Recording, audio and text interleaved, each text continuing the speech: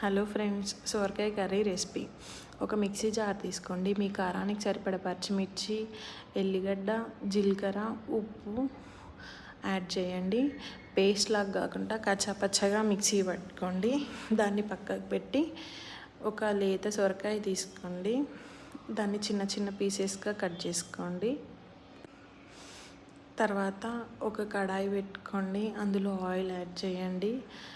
ఆవాలు, ఎండుమిర్చి,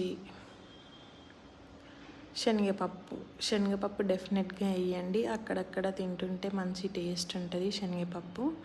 అవి గోలిన తర్వాత ఆనియన్స్ ఈ ఫస్ట్ మిక్సీ పట్టుకున్న పేస్ట్ యాడ్ చేయండి.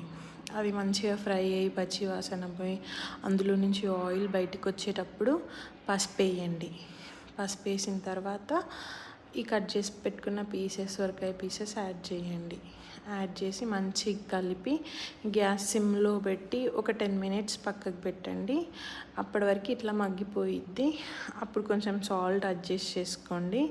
ఇందులో కారం, ఉప్పు మళ్ళీ ఏమేయని అవసరం లేదు. ఇంకా ఆల్రెడీ పచ్చిమిర్చి పేస్ట్ వేసినాం కదా, అదే కారం సరిపోయిద్ది కర్రీకి. 5 minutesకి మళ్ళీ ఒకసారి కలిపెట్టండి. ఇట్లా మంచి గోలిద్ది. లాస్ట్ కొత్తిమీర వేసి గ్యాస్ ఆఫ్ చేయండి. Super tasty curry ready.